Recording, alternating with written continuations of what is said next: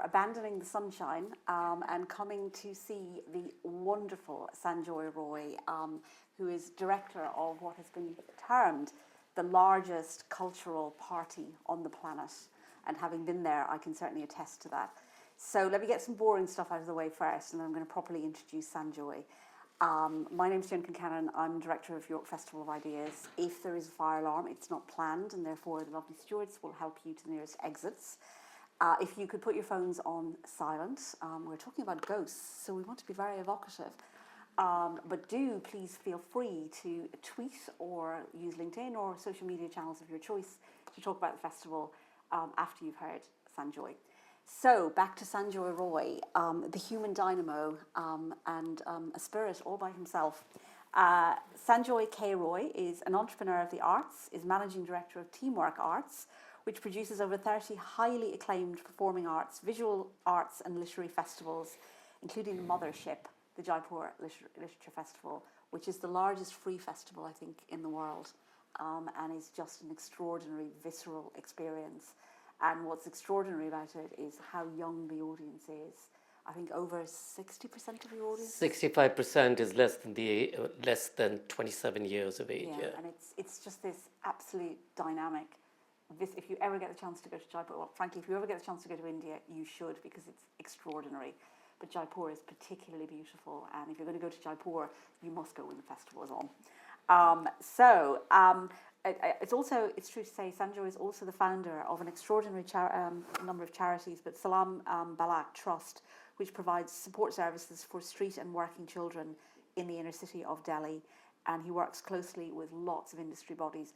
I've been to India a fair amount in the last couple of years. We're opening a campus in Mumbai. We're doing a lot of work in Bangalore. And regardless of where I am in India, if I say we've been lucky enough to have interactions with the Jaipur Literature Festival, regardless of which end of India I am and who I'm talking to, instantly the reaction is Sanjoy Roy.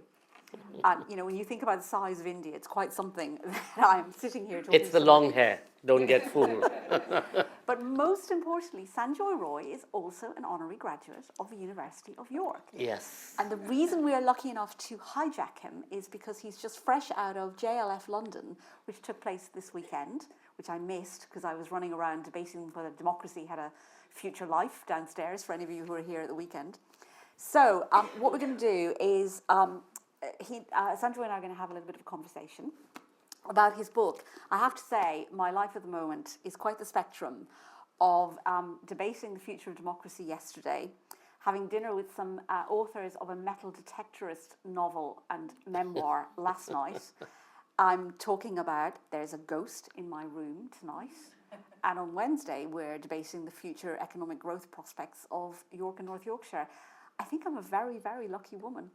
So, Sanjoy, let's cut to the chase here. This surprised me instantly when your team told me you had written a book about ghosts, because you are probably the most practical person I know. You run vast swathes of cultural endeavour. What possessed you, quite literally perhaps, to write a book about ghosts? Purely accidental. I mean, this is not something that I was setting out to do. I love reading. I do very little film or television watching. I don't own a television, but I just love to read. But it was during COVID, where everybody was busy baking or doing whatever they did during COVID, that a number of publishers sort of came out, reached out to me and said, will you do a 3-book deal or a 2-book deal? And I'm like, no, I won't. I'm not, I'm not a writer. I love reading. And so I turned to my agent, Himali Sodhi, and I said, Himali, why don't you just tell everybody I'll write in 2037? Get them out of the way, because, I know that everybody wanted me to write the big book around the growth of JLF as being the biggest arts brand in the world and everything that happened around it. But that's a political story that I have to write. I will write it, but I'm not ready to write it right now. And it's then that Himali sat me down and said, no, but everybody would love to know about your life and blah, blah. And I said, I'd be bored reading about what I did. I did this and then I went and did that and blah, blah, blah. So I said, why don't we write about the experiences that I and my family and our friends have had around things that go bump in the night, or perhaps not in the night, in fact, even during the day. So let's establish the book, I think it would be helpful if you were to choose perhaps a little bit of the book to give a kind of little reading to set the scene, as it were, and get us, as the Quakers would say, I want to get us in the room, and kind of Which bit evoke. did you want me to? So there were lots of it I enjoyed, but I think the piece from your childhood, which is sort of the launch pad for this memorialization of your encounter with the spiritual world, I think is really interesting. So just to set the stage, I'm 5 years old. My grandfather has passed away. And we then take this train journey from all the way down south, where my parents are now based in a place called Cochin. My father served in the Second World War as part of the Royal Navy before he then transfers to the Indian Navy in 1950 after independence. And he's an aviator, so he's a naval aviator, and he commands the naval aviator whatever unit down south in Cochin. So we now traveled up to Calcutta, which is where our ancestral homes are, and this is that evening. So I'm going to just do a very short bit. Late in the evening, the Thakur Dalan and its courtyard lay silent, with a sole diya lit to mark the passing of my grandfather. The chandeliers had been dimmed, the relatives had left, and the family members had gone to their individual apartments. My grandfather was the eldest son, and as is done out of respect for any family member who dies, the kitchen stoves were not to be lit, and the food was not to be cooked till the Shraddh ceremony, or the prayer ceremony, was completed. Having eaten the dinner sent by our relatives, we lingered around the adults, listening to their stories. I used to be terrified of going to sleep by myself in my grandparents' bedroom at the other end of the courtyard, for it meant crossing the long, empty corridors with shuttered doors along the shadowy Thakur Dalan. Each room was vast and had a sitting area with sofas and divans, a large round marble table, and enormous wall mirrors that reflected the light of the hand-cut crystal lamps. On the far end were massive teak cupboards with carved elephant heads and legs shaped like lion paws. The four-poster beds, also made of dark teak, had railings on each side in case you rolled off, and were furnished with bolsters to keep you cozy and protected, and could be accessed by stepping on a stool. We actually climbed into bed in those days. I'm going to go forward a bit.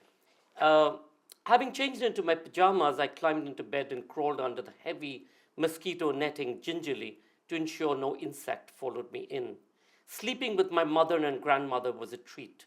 I loved the smell of their starched white saris and their hair oil, the soft pillows, including my baby pillow, which traveled with me everywhere, and without which I couldn't sleep. My small wood-carved elephant placed carefully under my pillow provided me with a sense of undefined protection wherever I went. Our bedtime routine was to have Didibai tell us a story as she stroked our foreheads, murmuring short as she soothed us to sleep. I loved her stories. I loved the gods, but most of all, I loved to dream of gods and goddesses, demons and ogres, the distant trumpeting of elephants, and the roar of the tiger and the clash of metal, loud enough to freeze the blood in your veins. As I lay in bed that night, my head on my pillow, with my protective wooden elephant under it, I waited for my mother and grandmother to settle down after what must have been an exhausting day of ceremonies and endless visitors. As I was wondering how to coax a story out of them, I suddenly saw a dismembered hand holding a curved scimitar with its blade flashing in the light cut across the mosquito net. I leapt up with a blood-curdling scream that bounced off the marble floors and ricocheted off the walls and woke up the entire household. My uncle and aunt, the guard and the staff all rushed into the rooms. Gasping for breath in between sobs, I gabbled on about what I had seen. I was very sure that I had not imagined it. My grandmother too said that she had seen something, I insisted that every room be opened up and checked. A thorough search followed. Cobwebs were brushed away, curtains parted, beds upturned, cupboards flung open as room after room was checked for an intruder. But there was none. That image continues to be etched in my memory even today. And though it took me years to recognize that this was perhaps my first conscious encounter with a dark energy of some kind, I've never been able to make sense of the horror of that moment. It was not as if my grandfather was murdered, or had suffered a violent death that had projected this image. I still wonder if this was a visitation from the past, an image from a previous life, or my own mind playing out an undefined terror. Thank you. So while you end that chapter on obviously being a 5-year-old and seeing this and being horror-struck, and it sounded quite it's a horrifying experience, at the same time you are normalizing the idea of ghosts in your book. And I find that curious because when people talk about ghosts and the Hollywood depictions of ghosts is usually something to be terrified about. And so do you want to talk a little bit more about the way in which you have talked about those experiences? Sure. We've been bringing the ghost into the room. We've been brought up in a very rational way. As I said, my father was in the Royal Navy, etc. My grandfather had left India when he was 9. He'd run away, went on a ship, meaning run away, but he had somebody to tie his tie and shoelaces. But he did go to Japan and then to America, and then studied here in Trinity in Oxford, and then goes back to India. So we were all brought up in a very rational sort of state. So when I did see any of these things that went bump in the night, you automatically gave it an explanation. And the funny thing was that, when the first editor who was assigned to me from HarperCollins was somebody who kept saying, no, but you're writing about ghosts, so you have to make them, all dramatic and fiery and blah. And I said, well, that's not how it's played out. It is my memoir. Yes, I'm terrified each time I have an encounter. And it is terrifying, except for, I think, twice or thrice where the ghosts have been more Casper-like and friendly and, you can have a conversation kind of thing. But most of the time, you jump out of your skin. But they happen in very everyday circumstances. It's not that there's thunder and lightning and the door creaks open and, there's this flash of whatever. None of that drama. It's just something that, appears or... And that's what I wanted to present, that it was a reality, not necessarily a dramatic moment or a theatrical moment, but it was something that I then got used to living with, as did much of our family. And there's an interesting concept here about children having a sort of different perception and perhaps having less skepticism built in at the earlier ages. And as we get older, we sort of lose that sense of the belief system that would allow you to think there is something else going on here. At what point do you think we lose that sense of belief in something that seems extraordinary? I think the minute the rational mind kicks in and then you start looking at the world around you and you stop engaging with the world of stories and make believe or dragons and flying out into the universe on your favorite pet dragon. I think at that point of time you start believing the idea of the other, and we're all then pretty much enclosed in the spaces that we've been brought up in terms of language and education and everything, and we don't look at the possibility of any other reality except what you see, what you feel, what you read, what you touch, what you understand. Because anything outside of the understanding then is this, oh my God, this person is kind of crazy. In my case, when I wrote the book, there was a very eminent philosopher, editor lady in Delhi, Mala Singh, and she called me and she said, Sanjoy, you've written this book. That's such a brave thing to do. And I'm like, why? she said, I've had all of these experiences, but I've never ever shared them. So I said, but why not, Mala? And she said, well, people will think I'm mad. I said, Mala, people do think you're mad, and you are mad. And as far as I go, people think that I'm mad anyway. So there's nothing to lose. Well, but I never looked at it as this, I'm doing this great, big, brave experience by writing down these incidents. But more and more, I was in Ireland. We had the JLF Island of Ireland Festival in Belfast and Armagh and Dundalk and Dublin last week. And everywhere that I went, this was the reaction. Oh my God, we have these stories, but we've never ever thought we would be able to tell them. Well, let me test this out. We've got an audience here. We're in allegedly one of the most haunted cities in the country, if not Northern Europe. Anybody here feeling like that they have experienced a paranormal, a supernatural experience? Yeah. Wow. Okay. That's good, I think. Actually, I don't know what I think about that. So moving from your childhood of the age of 5 and waking up the entire household with a blood-curdling scream, I could easily imagine that, I have to say, Sanjoy. You then moved around and you described yourself as kicking against authority in your teen years, and your school sounded quite linear, shall we say, quite instrumental. And how did your experience of the supernatural intersect or coincide with that scholastic experience?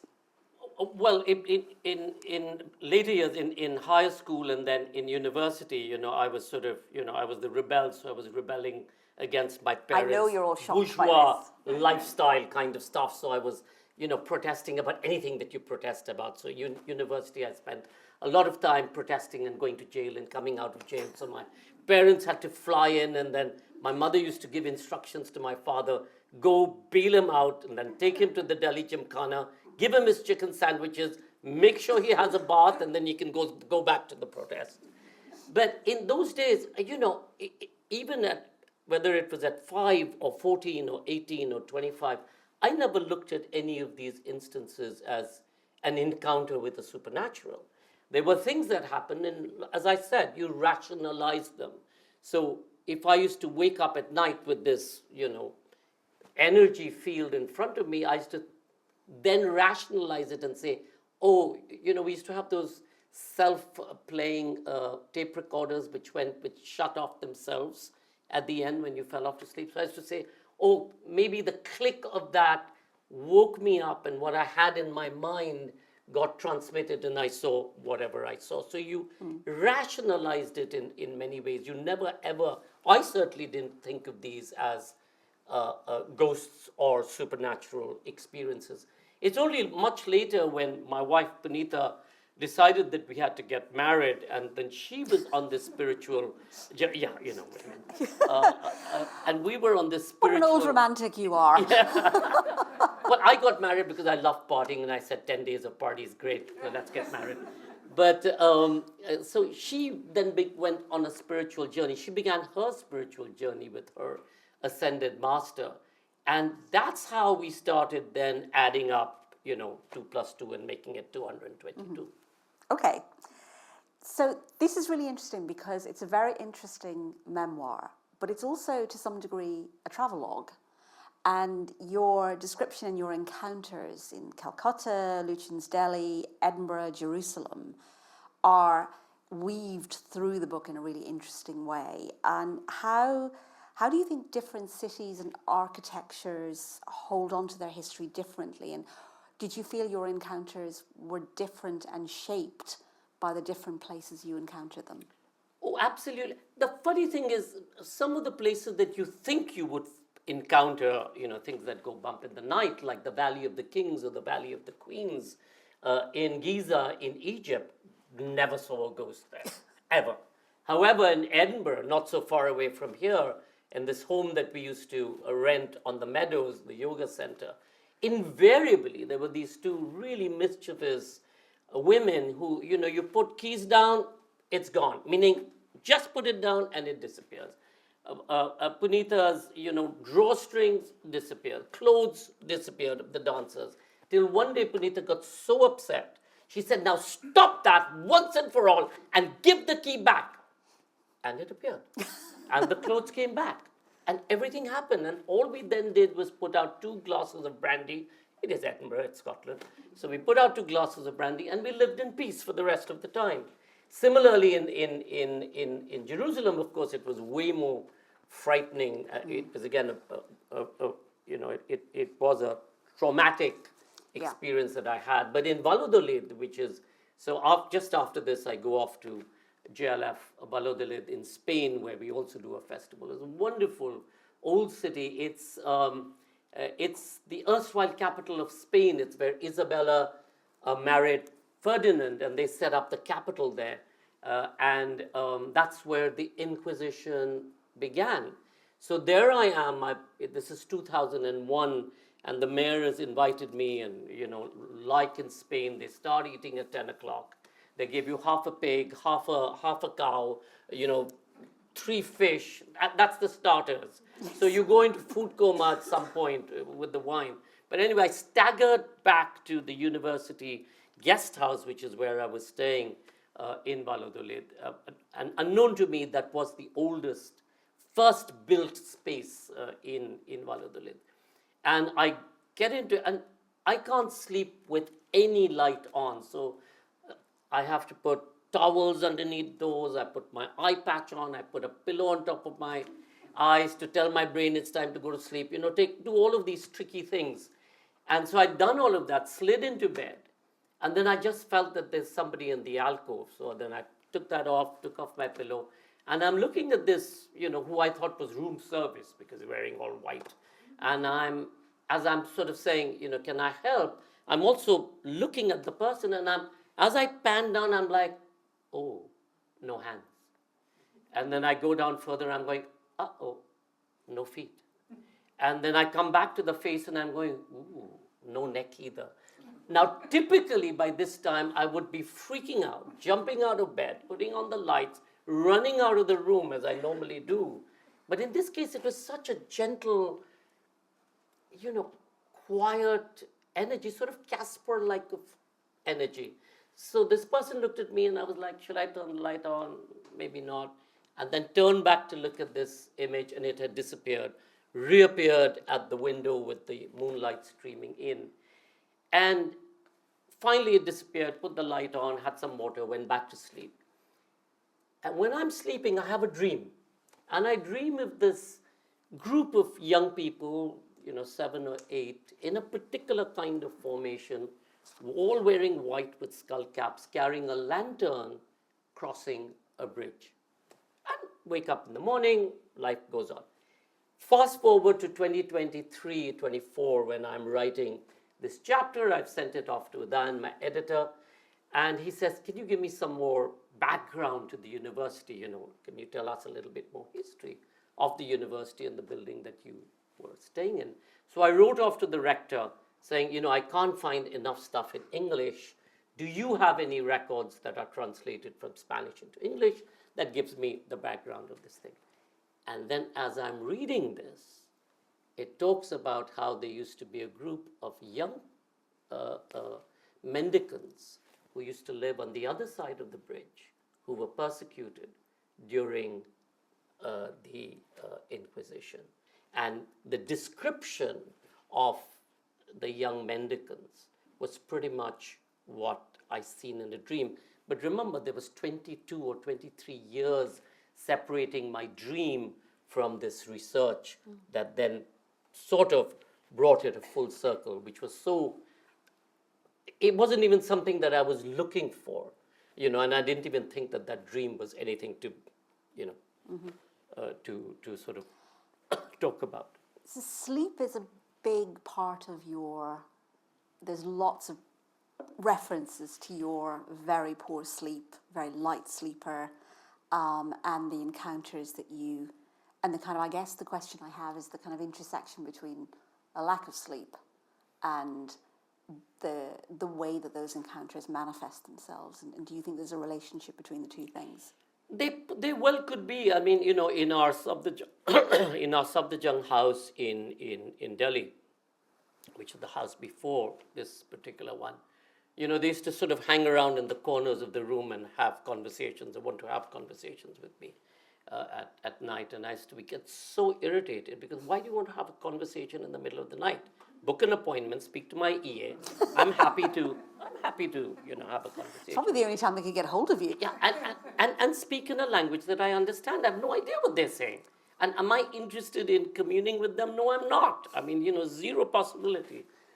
So it's all of this that, my paranoia about sleep has always been this, that I love sleeping, but, it's one of these things that you just don't get around to sleep. So it's a whole process and exercise for me to get to sleep. But maybe, now that you're asking the question, maybe it's also the fear of seeing something that I don't go to sleep, or that I wake up in this sense of panic. I don't know. That's for a psychoanalyst to sort of come back to me and say, this is your problem.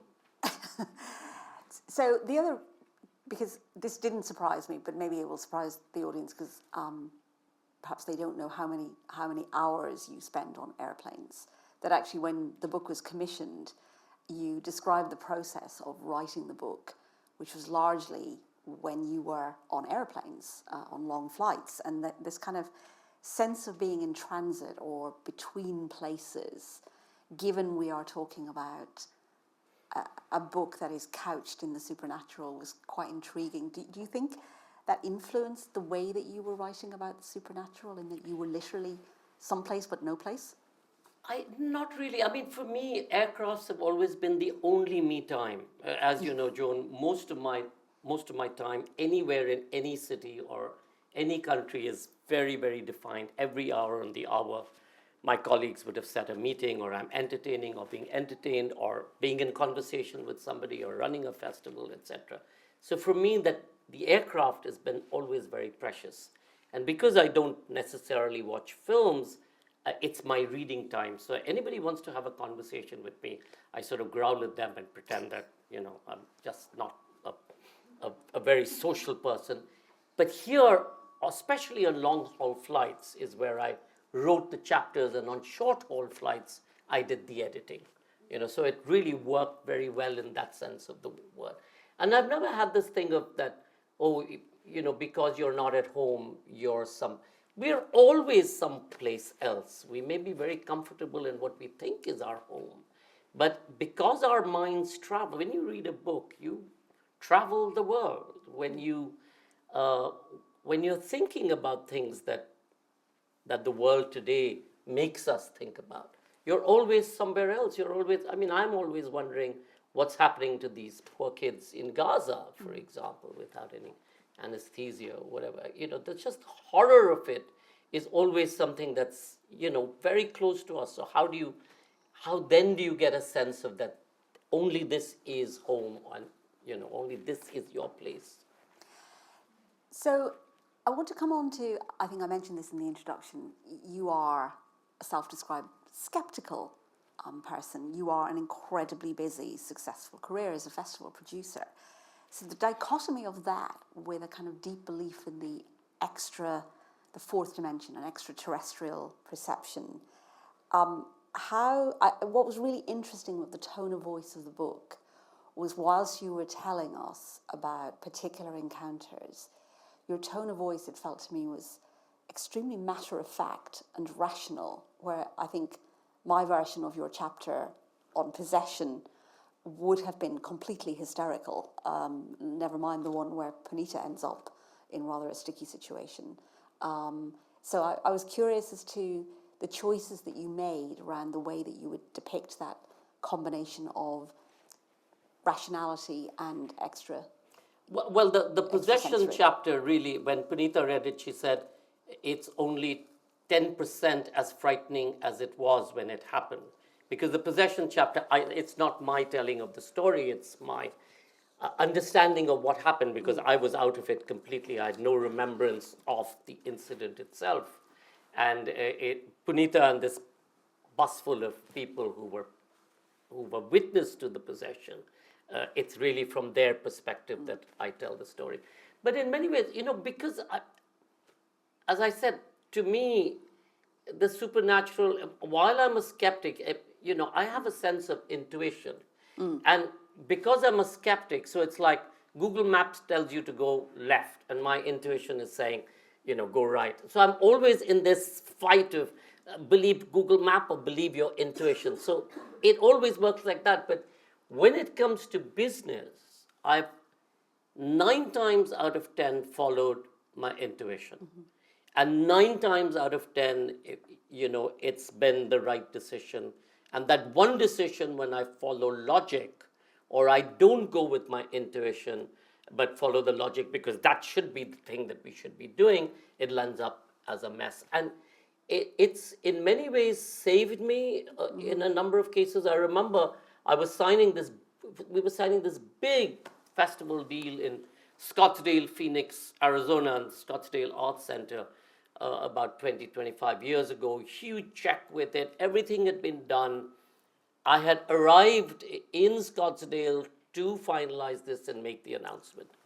And our partner, this lady, just before we were going in to the press thing, said something. And in my head, it's like, this is not going to work. And it was embarrassing because I then had to obviously step away.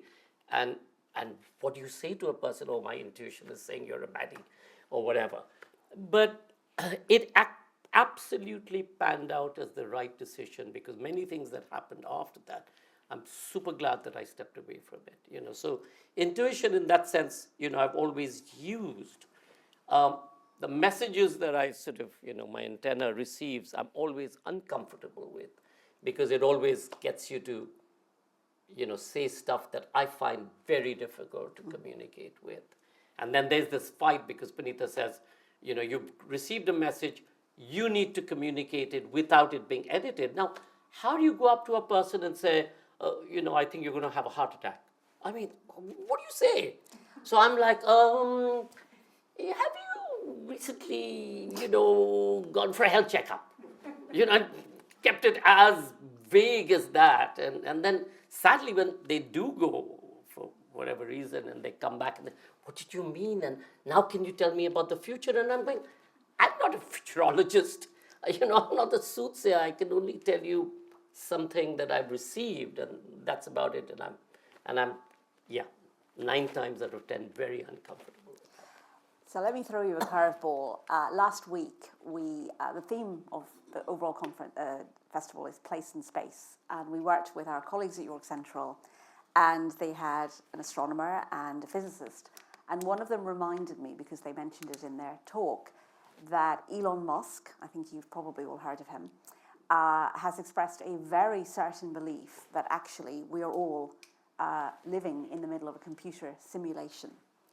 And it sort of struck me that if you were to compare and contrast the idea that we are all in a computer simulation or the idea that we are encountering the supernatural, are your ghosts simply a glitch in the coding? Well, I don't know whether any of you follow the research coming out of CERN in Geneva. So, some weeks ago in one of the peer-reviewed scientist articles, they talked about how the neutron that we're all made up of, the neutron is indestructible. That means even when we die or our bodies die, the neutrons continue to exist. These neutrons that make us up also make up dark energy and space and everything. Our neutrons are connected with universal energy or dark matter out there. It's all connected. Our neutrons carry the imprint or the DNA of our memory. So if you then look at that and take that extension and say that, okay, so we're always in some way connected. And then the idea of being able to move forward in time, if this is the continuum of time, pretty much like what Buddhist philosophy teaches. Unlike Hindu philosophy, which is more karmic and more soul, Buddhist philosophy teaches that you're a notch in the continuum of time. And then they say that intuition is your ability or your neutrons being connected, the ability to go forward, see what's happening, and that becomes your intuition. Whereas the other side of it is that we are born with our soul groups, we're born with our minders, and what we hear left and right is actually our guides who then say to us this is a good thing or a bad thing, and it's up to us. Guardian angels. Guardian angel, whatever you want to call it. But there's, all of this new research coming up. We use 1/14 of our brain power, and it's really, and science today is catching up with the philosophy of the past in many ways, because we've been so today sort of indoctrinated with, if science has not proven it, it doesn't exist or it can't be true. Whereas in the past it was, you talked about the philosophy of not that the planets were moving around the earth or the sun was moving around the earth, but the earth was moving around the sun. That's how you then envisioned it. And then many centuries later, after you'd been poisoned and labeled a heretic, was this discovered that to be true. So it's interesting. I mean, we don't know everything around because science hasn't caught up. Are there other realities? Perhaps there are. Is this a figment of my imagination? Perhaps it is. And that's what I pretty much end the book with, or I say in the beginning. Because I continue to be a skeptic, but if it wasn't for the fact that this has happened to me and our kids and Punita and our friends, and not necessarily, as I said, in the dark of the night, it's happened in well-lit rooms and hotel rooms or wherever, I wouldn't believe any of what I have written. And in more recent times, everywhere that I go to with this book now, more and more, people come up at the end, as some of you did, with their lived experiences, which is far weirder than anything that I've written, which I'm now putting together as an anthology of lived experiences because they are so whacked out. Wow. That notion of grief is really interesting, and it struck me that the way that the book is structured, there's a sort of metaphor for thinking about lost loved ones, thinking about ancestors, thinking about ancestral places and roots and cultural storytelling. And I guess that thinking, therefore, that relationship with ghosts is also a relationship with grief and memory. And I wondered how far away am I from that intention in terms of what you were thinking when you wrote the book? Yeah, except that, my mother still, I think, inhabits the room, one of the guest rooms downstairs in our home. And many of our guests have had long conversations with her, but I've never encountered her, for example. My grandmother in our Calcutta house inhabits a particular room in the house.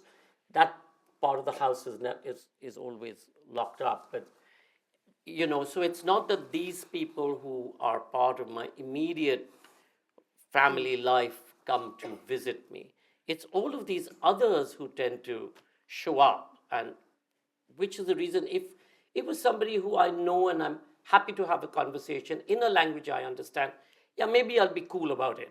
But when they're speaking in a language that you don't understand and they're annoying you at 2:30 in the morning, no can do. No can do. And especially when they're, these floating about. Our youngest son had just come back from Hampshire in Amherst, Massachusetts, and, he comes into our room. 2:30 who comes into a parent's room at 2:30 in the morning? And like, You'd be surprised. What the fuck, yeah? Can you see this? What's this, red ectoplasm floating on this? I'm like, you go to sleep. You don't have to worry about red ectoplasms floating around the ceiling at 2:30 in the morning. Just go to sleep. Doesn't matter. They can do what they want. You go to sleep. So then you sort of rationalize it. What really came home when you're talking about, memory and year, our eldest son, who is a, grandmaster two-horn in a knife-wielding, throwing martial arts tradition called Peketi Tershi Kali from the Philippines. So he moved to Goa, which is down in southwest of India. It's a beautiful part of the country. And he took up residence in this home, which I hadn't visited, but when I scanned the house, I remember telling him, this is such a bad idea. But he thought because he was a grandmaster that, he had to sort of hang in there. And as part of the anthology, I told him to write his experiences. And as parents, when I read that chapter, it just broke our heart, because there was night after night where there was this voice that said to him, where do you want to be hurt? Your upper body or your lower body? And he goes, whatever, lower body. And then the burning and the pain and these horrible spirits that occupied the house drove everybody out. And I remember the time when I actually finally went physically to the home. I walked in and I literally recoiled because of the energy of the space. And I said, you have to leave, and you have to leave now. I didn't even sit down in the house because it was so, completely permeated by other beings. And I said to him, I know that there's a cemetery or a cremation thing somewhere near your house. And we didn't know where. And then finally we realized it was just across the forest on the other side. But it was a horrible space. And similarly with our younger son, when he was 1.5 or 2 years old. That was such a striking bit of the book. Yeah, he used to wake up in the middle of the night screaming that she's coming to get me. And his pillowcase and his sheets used to be smeared with blood. Not a drop or a trickle, just smeared with blood. And you can imagine, as parents, we were frantic. Went to the pediatrician each time. Pretty much following from the health session that we went to. We didn't have Google in those days. You only had, I forget the name of the lady, the famous doctor whose book we all read. Miriam Stoppard. Yes. And, went to the pediatrician, Dr. Preeti Pargal, is it a nosebleed, ear bleed, mouth bleed? What is it? Nothing. And this continued week after week, day after day, waking up in the middle of the night, and this blood. And then finally, this friend of mine who had just come back from Stony Brook in New York, he was from a pal from university, he came and said to my wife, he said, I think your younger son is a favorite of the goddess Kali. Goddess Kali is a goddess of destruction, is a form of divine feminine, but a destructive form. And he said, why don't you read this mantra or this prayer in your son's ear every night, and then say this prayer in general. And then over a 3-week period, the bloodletting, stopped. But Avik, our youngest son, even today, you take him anywhere near ketchup or near a pizza or anything that's red, he will not sit on the same table. He doesn't associate it with the childhood trauma. And when he read the book, he was like, why did you have to tell people that I have this, red tomato ketchup-y thing, paranoia? But it's that. The ketchup thing made me laugh because it was really, it was quite visceral. And I was like, oh my God. And then the whole thing about the ketchup, and I sort of involuntarily laughed. But my final question, therefore, is so your family have experienced many of the things that you depict in the book, so we're clearly aware. But what was their reaction to the book? And then I guess going back to your colleague who said, I wouldn't possibly have written about this because people would think I was mad. Was there a reaction from your team and from the people that you know kind of going, goodness, Sanjoy, I had no idea? And what's been the reaction to the book since it's been published? Yes, I had no idea is obviously, nobody looks at me as being, on the other side of such craziness. So, yes, they all think I'm very efficient and successful and all of that kind of stuff. The family, because we're all pretty much, this is part of our lives.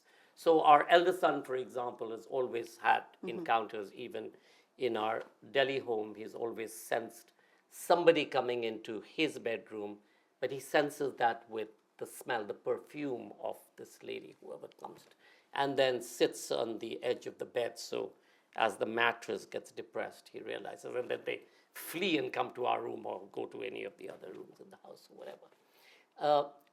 But yes, the other reaction, the other extreme reaction is that, I'm seen to be not particularly be part of the ongoing narrative in India, which is our ruling party. And so people think that I've written this book to become close to the ruling party by showing there is all of this, ghosts and superstitious and stuff and gods and goddesses and so on and so forth.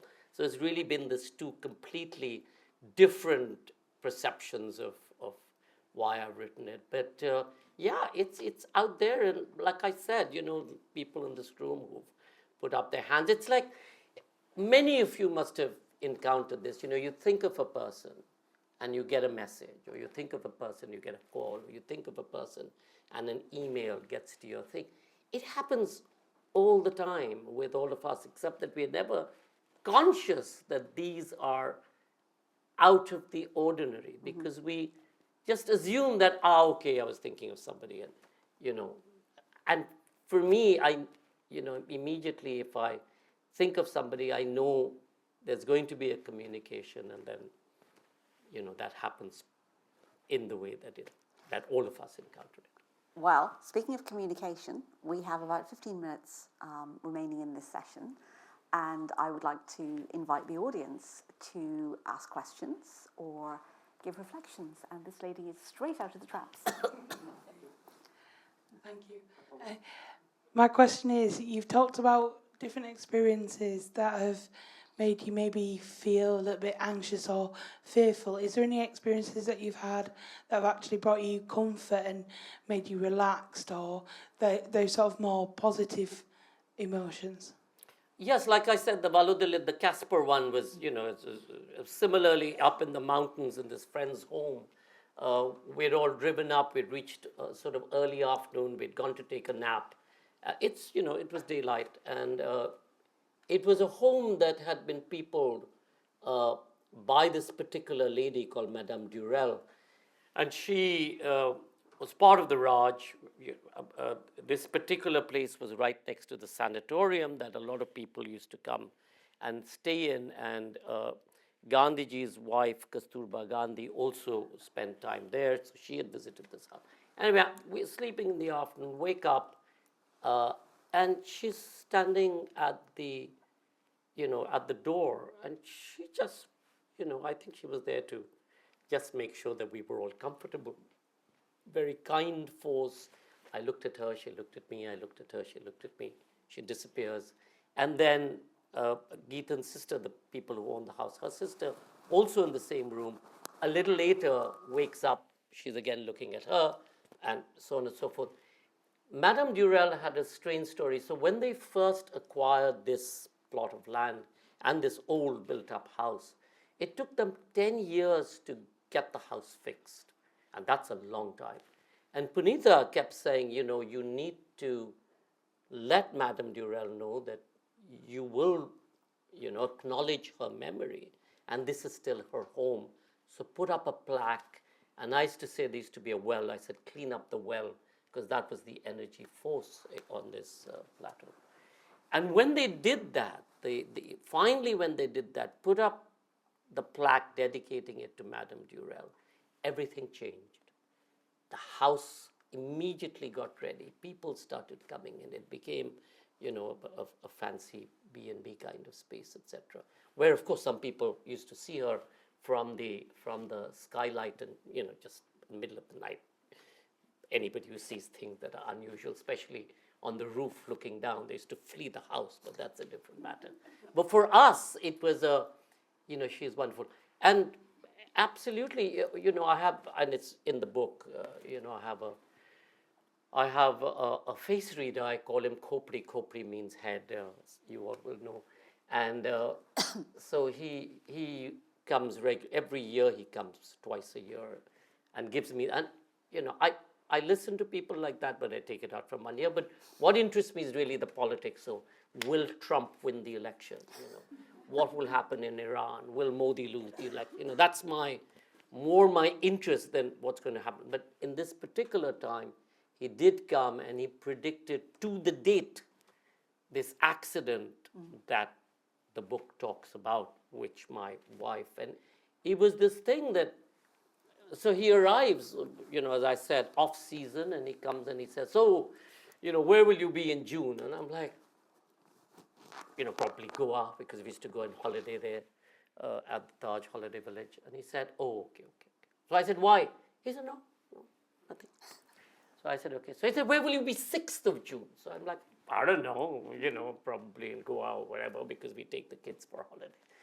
So I said, why? Oh, nothing at all, nothing to worry. So then he's like, maybe you shouldn't go out on the 6th of June. So I said, why? No, not at all. It's just that my teacher has asked me to come and, give you the spiel. Anyway, we've forgotten all of this. No idea, 6th of June arrives, we're drinking and making merry and arguing, and Punita throws a bottle at Tarun because we're arguing about borrowing books as opposed to buying books or some such. And the restaurant, somebody complains because, we're always a very noisy group. So somebody complains and the restaurant owner comes out and says, everybody get out, it's 11 o'clock. So we all get up and we hear this crash, thunder, bang, and we look around. We're okay, but the people who complain, they got onto their bike and they, the first rains had come in, the oil had just come up and they skidded and they were out to the light. So we pick them up, take them to the closest PHC, the primary healthcare center, where they're treated. And as we're standing, the manager from Taj, the holiday village, is passing. He sees us. He said, can I help? What happened? Why are you here? He said, you go back to the hotel and I will take this person to the main hospital. So we said, okay. I get onto the bike with Tarun and Geetan. I get on the bike with Viraj and Manika. Punita gets onto another bike with Tarun and Geetan, these friends. And as we're about to go off, Punita gets off and comes to me and says, you go there, I'm switching with you. And I said, why? She said, no, just, let's switch. And as they're driving off, Tarun says to Viraj, who's driving the bus, boss, we've had a really difficult evening, go slow. And they go into the night and, the mist is rising. It's now 1:30 in the morning. And as we get to the turning to the Taj, we see this scooter with its wheels spinning and 3 bodies on 3 different places. And Punita's hemorrhage, so, her eyes sort of popped out. But we know what to do. So we put her into the cab, we take her to the main hospital. And when we get to the main hospital, in the first bed is that guy who fell in the restaurant. In the second bed, the restaurant owner felt guilty because of whatever. So he had followed the ambulance and he had driven into a herd of buffaloes. So he was in the second bed. In the third bed, the guy from the Taj, the manager, while taking the stretcher out, falls into a gutter and breaks his toe. So he's in the third bed. And Punita's on the 4th bed, and this is 6th of June. And he predicts something else later, which is equally accurate to the date. It's quite the chapter. Next questions, if there are any, or anyone who wants to share some of their supernatural experiences. Yes, this lady here. Do you want to just wait for the mic?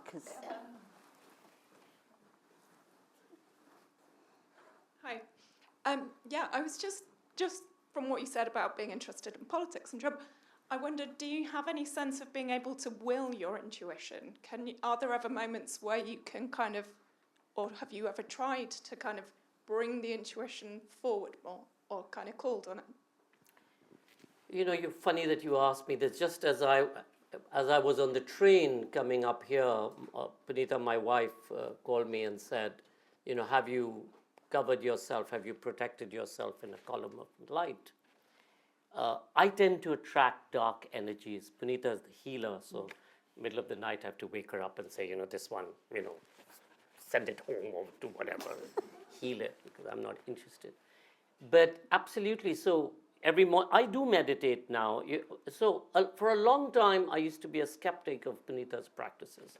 Till one day I told the kids, I said, hey, Mom's getting all of these powers, she's probably going to turn us into a cockroach or a rat. Let's go find out what's happening.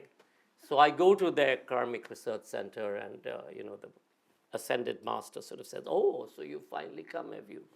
And, you need to fix your antenna. Now go and fix your antenna because that's how you do it. So every morning I meditate 5 or 6 minutes, very short meditations because I don't have that kind of time.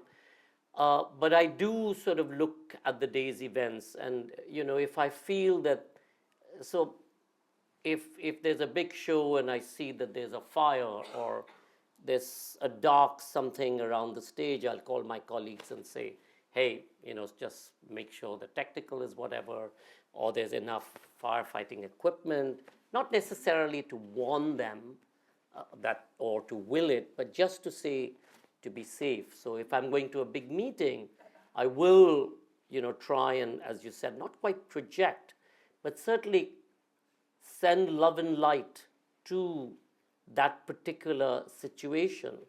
And pretty much, if I see that it's very dark, the place that I'm going into or the person who I'm going to speak to, I know that, there's a problem. So I do this. Punita does this as a practice. I do it as more the accident of it, and yes, it works. It works. It gives us precious information, and can't predict exactly, because I'm not in the job of predicting, but gives you a general sense of being. Have you got a spirit guide? So this ascended master that Punita respects is their guide, is an ascended master. If you read the last chapter of my book, so through much of my life, if the bathroom or the room steams up, I have very hot water baths, you see the imprint of two skeleton hands on the mirror. Sort of really a film trope, two skeleton hands. So this used to freak me out after a while. So Punita asked her ascended master, what is, and he said, this is your spirit guides just saying, don't worry, we're there to take you through. In more recent years, since COVID, nothing at all. And then we adopted a feral kitten just as COVID started. So we have many dogs, and we have 3 cats and 5 dogs, 1 sparse, 4 dogs. And this feral cat has become a very human presence in our lives. We also have a granddaughter, but we refer to the cat as our firstborn, much to this thing of our kids. And Punita's ascended master then said, this is your spirit guide, the cat. I call him Paddy. His name is Prithvi, which is the word. Any other questions or reflections? Shall I read a bit? You're all very shy. It's about the craziness. It's okay. Is it true that you can predict somebody's fate? It's been rumoured that you do. I don't, people do that. It's not my, area of expertise or interest. But people do that. And, we've seen or experienced. I don't believe it. Let me put it differently. I don't believe that that's possible. I believe that we all have a volition to choose. We're given, there are doors that open, and it depends upon what you choose to do. So I don't believe that everything is predicated from the beginning. I think as human beings, we have the volition to be able to make a choice, good, bad, indifferent, as it may turn out. But that's a choice that we as humans have. A lot of the times, this whole thing of, can you predict? So you give up and you say, if this is the prediction, why do I have to make a choice? But we do. And I think in that making of the choice, it's all of the experiences that we have, and more and more I feel that we forget the energy of love and the energy of empathy must guide our choice making. For too long, I think, especially when it comes to men, we make our choices mostly from ego, from power, from being the man and being, the aggressive spirit in the room. Whereas if we were to make our choices far more, as many of you women do, from an area of love, empathy, and respect, the world certainly wouldn't be in this mess. That was largely the conclusion we came to when we were putting democracy on trial yesterday as well. Sanjoy, we're nearly out of time, so I'm going to invite you to give us one final comfort reflection. As somebody who vehemently objects to the idea of death, I think the whole thing is very badly designed. My gravestone will say, I object.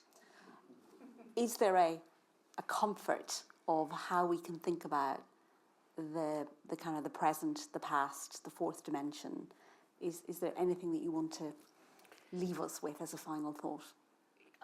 Death has been a human obsession. The one thing that when you're born, you know that's going to happen is you're going to die. Yes. And yet we have such a bad relationship with death. The Egyptians sort of spend their lives thinking about death and preparing for death. But we have this really dodgy sort of, will we go to heaven? Will we go to hell? Will we go here? Will we go there? What will we do? And we get really worked up about the idea of dying. I remember when my father passed, and it was, it was a funny incident that happened, but anyway, when he passed, some weeks later, both our kids in some conversation said, and we'd just come back, our youngest son had just graduated, and we'd just come back from America that day.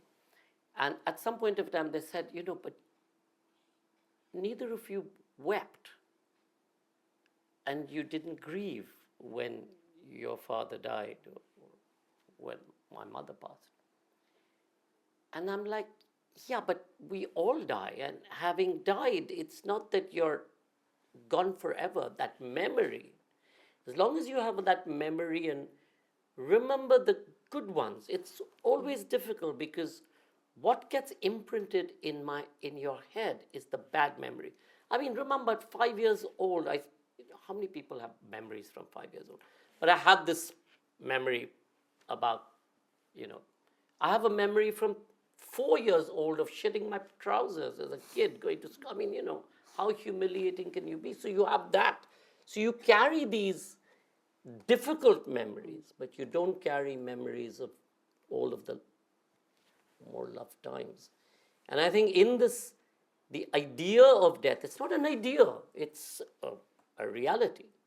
And sure, whether you're going to die young, if you're a goodie, or you're going to age, you are still going to die.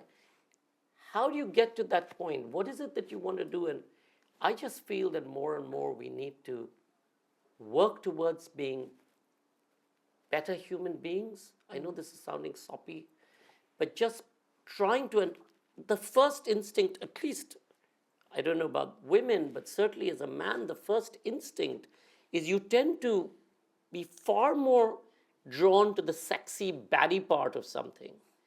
And you have to fight to work towards being a better person. It's easier to shout and use power and ego to get your way than it is to use love and empathy and respect to move forward, even if it's not your particular way. And I think our responsibility to each of ourselves, as well as the planet, I mean, it's our only home that we all collectively know, and look at what we do to it. And we talk about, living in love. And I think when we're in spaces like this, you have no idea what it is to be in a difficult space. But I think it's our responsibility to imagine and understand and empathize and try and find ways to help, those who don't have what we have of course, not an equal life, but certainly a better prospect that we have, which is the reason Salam Balak Trust, when we set it up so long ago, it really came from the energy. We used to drive home and we had kids, and every traffic light we used to see these kids, begging or come heat, cold or rain. And Punita and I used to say, how is this fair, this accident of birth, where our kids can get everything and these kids have nothing? And therefore, the idea of working with street kids came about. But can we work towards being better people? And it's hard work. And nobody's giving you a reward for it. But hey, I think we need to do that. Thank you. My grandfather used to say, you'll get your reward in heaven. I was always slightly skeptical, but I can live with that. Thank you so much, Sanjoy. Thank you. That was Thank you. really a lovely conversation on a sunny evening in a very nice room with a very nice view, to paraphrase Ian Forster. Thank you so much for coming this evening. I thoroughly, thoroughly commend the book. It's really not the kind of book I normally read, I have to say, but because it was Sanjoy... Nor me. Because it was Sanjoy, it was an absolute pleasure to read, and I learned a lot from it, and it made me think very differently, and it made me remember things in a very different way that I had forgotten for years. So I really thoroughly recommend you all buy the book from our fabulous booksellers downstairs. And Sanjoy, before he scoots back on his hectic travel schedule, which I have hijacked him from, is due to get back to London tonight, but he will stay for a little bit and sign some books and chat a little bit more. So thank you all again very much, but an enormous thank you to Sanjoy. And a big thank you to Joan for reading the book and having this wonderful conversation, and to the York Festival of Ideas. It's my first time. I've been a great supporter. But thank you. I think these platforms are so important to bring us together and have conversations that otherwise we wouldn't have. Absolutely. So thank you very much, and see you downstairs.